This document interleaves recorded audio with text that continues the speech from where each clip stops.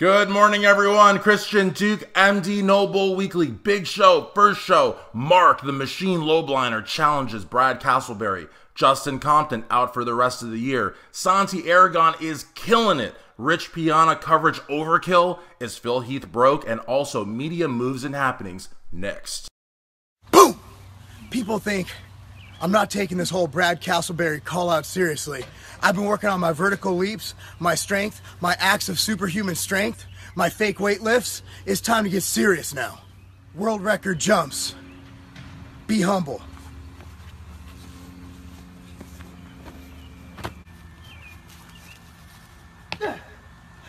Boom! World record! Now that was some hardcore training.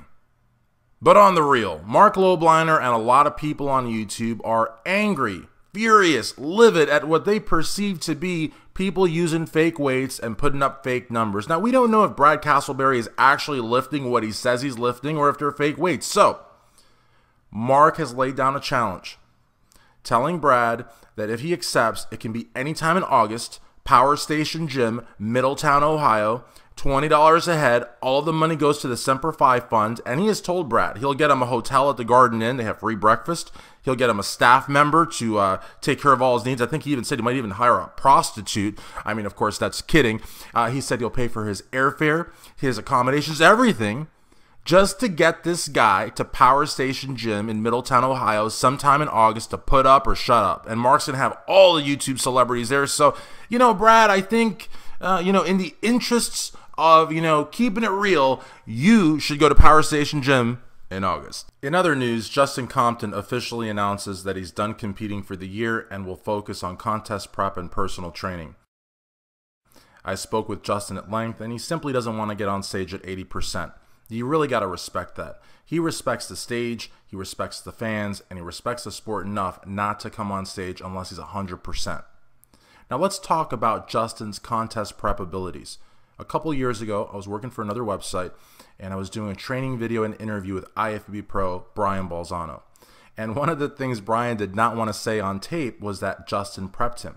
The reason why is because Justin had a limited amount of clients, and as you guys know, bodybuilding is a very selfish sport, and unless you give it 100%, you won't do well. So Justin had a few clients, Brian was one of them, and didn't want the word to get out.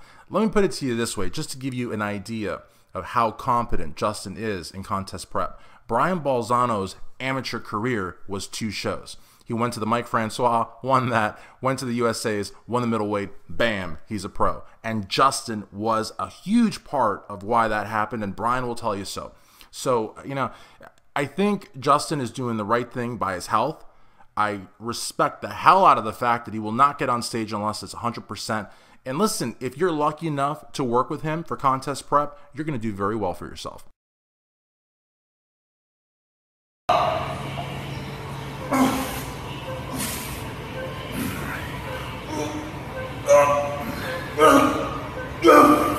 Hope you guys enjoyed that video. Almost 150,000 views on Instagram. That's pretty damn cool. Santi Aragon is a legend, one of the aesthetic greats of our time.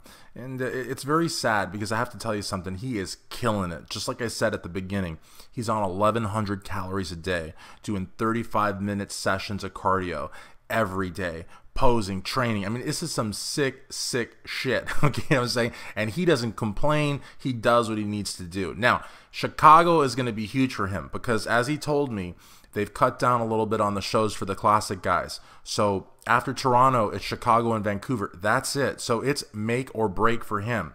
And I said, well, you're qualified by points, aren't you? Well, actually, they changed the rules, Santi tells me, from top 5 to top 3. Now, what's crazy is that Santi has more points than the top 3 qualified for the Olympia. But unless he wins in Chicago, his season's over. All right, switching gears, I got to talk about the Rich Piana phone call. It seems everyone has discussed this on their YouTube channel, on their Instagram, on their Facebook, on their radio show. But one site in particular I really want to give some special recognition to, and that is rxmuscle.com, because rxmuscle.com has made almost a profession out of covering this news story. They've done 5 radio and TV shows on Rich Piana and the Phone Call. Should Rich not be allowed to go to expos? Should Rich, is he a racist? Asking John Romano to deconstruct racism and race relations for the future, and asking Lee Priest, who seems to be at RX Muscle every day, for his opinion. Then they do this Barbara Walters-like interview at the RX Muscle Studios with Dave Palumbo and Rich Piana, and then Dave goes over to Jerry Ward and does an interview on it again. So that's like 7 different releases that are associated with RX Muscle on Rich Piana. My friends, that is milking the hell out of a story. Oh, hey, what's up? So, is Phil Heath broke? Short answer, how the hell would I know? The reality of the matter is he's no longer with Ultimate Nutrition, and whenever an athlete leaves, you have, folks on message boards and other websites, they start raising questions about an athlete's financial assets or whatnot. Let's be real here. Phil is a Mr. Olympia.